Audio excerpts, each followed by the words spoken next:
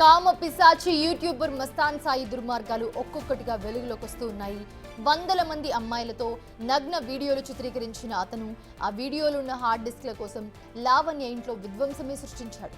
తన ఫ్రెండ్ కాజాతో కలిసి లావణ్య ఇంటికెళ్లిన మస్తాన్ సాయి ఆమెను చావుగొట్టాడు. ఫర్నిచర్ అంతా కూడా ధ్వంసం చేశాడు. ప్రాణభయంతో పారిపోయిన లావణ్య నార్సింగి పోలీసులను ఆశ్రయించారు. వెంటనే న్యూడ్ వీడియోల కోసం 3 రోజుల క్రితం లావణ్య ఇంట్లోకి చొరబడ్డారు మస్తాన్ సాయి ఖాజా. వాళ్ళని చూడగానే భయంతో వణికిపోయింది లావణ్య. తన దాడిలో గాయపడి పారిపోయిన లావణ్యకు ఫోన్ చేసి మరీ వేధించాడు మస్తాన్ సాయి.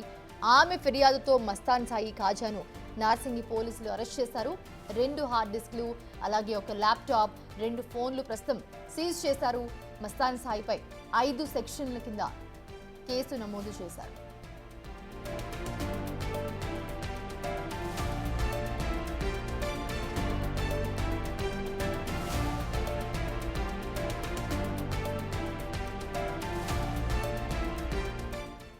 ఈ అంశంపై బిగ్ టీవీతో లావణ్య ఎక్స్క్లూజివ్ గా మాట్లాడింది. అవి ఏమన్నదో ఒకసారి చూద్దాం. నార్సింగ్ పోలీస్ స్టేషన్ కి వస్తుంది. ఒకసారి లావణ్య ఏంటి మస్తాన్ సాయిని ఇప్పుడే అరెస్ట్ చేసినట్టు తెలిసింది. ఏంటి ఏమని పెట్టారు కేసు?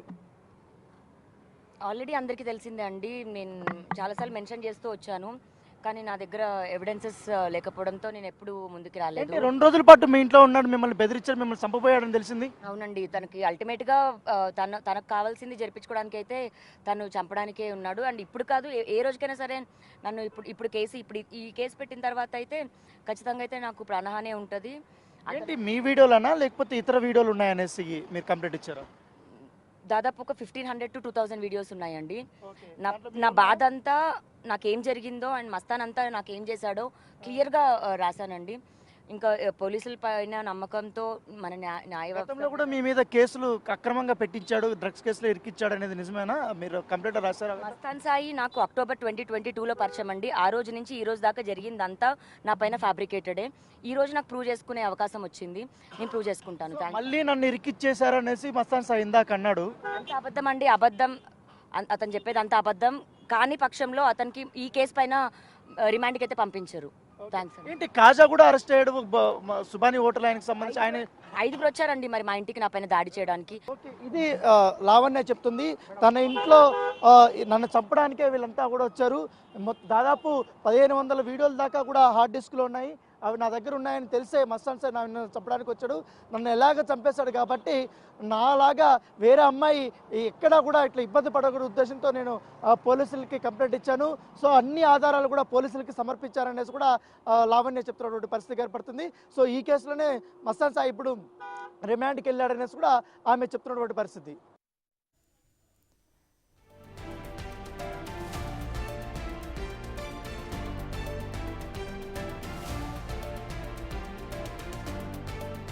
ఇదే అంశానికి సంబంధించి మరిన్ని అప్డేట్స్ అందించడానికి లేటెస్ట్ గా మా ప్రతినిధి రాణా జాయిన్ అవుతున్నారు లైవ్ లో.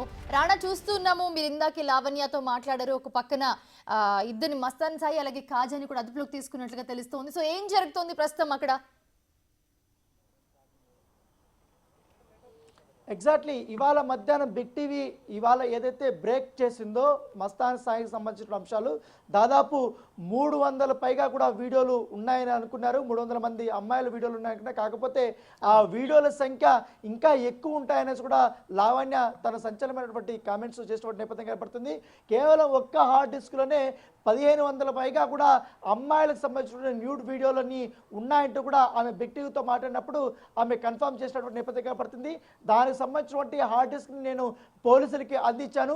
పోలీసులకి నేనైతే ఎట్లా అయితే బాధపడ్డానో, ఏ రకంగా అయితే మానసికంగా వ్యధ అనుభవించానో, వేరే అమ్మాయి కూడా ఈ రకంగా బాధపడకూడదనే ఉద్దేశంతోనే ఇవంతా కూడా నేను బయట పెడుతున్నాను.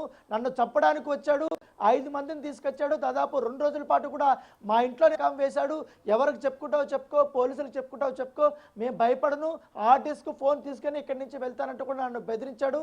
ఆ భయంతోనే నేను పోలీసులని ఆశ్రయించానని కూడా లావణ్య చెప్పారు. గతంలో నా పైన నమోదైనటువంటి కేసులు వెనకాలకు కూడా మస్తాన్ సాయి ఉన్నాడు. చాలా క్లియర్గా కూడా అతను నా పైన ప్లాన్ చేసి మరి కూడా డ్రగ్ కేసుల్లోనూ ఇతర కేసుల్లోనూ ఇరికించాడంటూ కూడా ఆమె తన ఆవేదనను ఇవాళ బిగ్ టీవీ ముందు ఉంచినటువంటి నేపథ్యం కనబడుతుంది. ఎప్పుడైతే మనం బిగ్ టీవీలో ఉదయం ఈ యొక్క ఎంటైర్ ఎపిసోడ్ మస్తాన్ సాయి సంబంధించినటువంటి అమ్మాయిల వల్ల పడినటువంటి వారి గురించి, దాంతోపాటు ఏ రకంగా ఆయన వల్ల చాలామంది ఇబ్బంది పడ్డారు, సెక్సువల్గా ఇబ్బంది పడ్డారు, మానసికంగా శారీరకంగా వాళ్ళని వాడుకొని మస్తాన్ సాయి ఇన్ని రోజులు ఏ రకంగా పైశాచికత్వం అనేది ఆయన అనుభవించాడు, దాంతోపాటు వాళ్ళందరినీ పెట్టాడు అనే అంశాలు వెలుగులోకి వచ్చిన తర్వాత ఒక సంచలనంగా మారింది. ఎంటైర్ ఇప్పుడు అందరూ కూడా ఈ విషయం గురించే మాట్లాడుతున్నటువంటి నేపథ్యం కనపడుతుంది. సో లావణ్య మాత్రం ఈ ఎపిసోడ్లో ఆమె చెప్తుంది ఒకటే, మస్తాన్ సాయి వల్ల నాకు స్టిల్ ఇప్పటి వరకు కూడా ప్రాణహాని ఉంది, అతను నన్ను చంపేసినా పర్వాలేదు, కానీ ఈ విషయం ఏదైతే ఈ మహిళల్ని వేధించినటువంటి విషయంలో చాలా వరకు న్యూడ్ కాల్స్, వీడియో కాల్స్ చేసేటప్పుడు అంతా కూడా రికార్డ్ చేయడము, తర్వాత ఫోటోలు, హ్యాకింగ్ ఇవన్నీ కూడా చేసి వాళ్ళని బెదిరింపులు చేసి బ్లాక్మెయిల్ చేసి ఇన్ని రోజులు కూడా పబ్బం గడుపుకున్నాడు.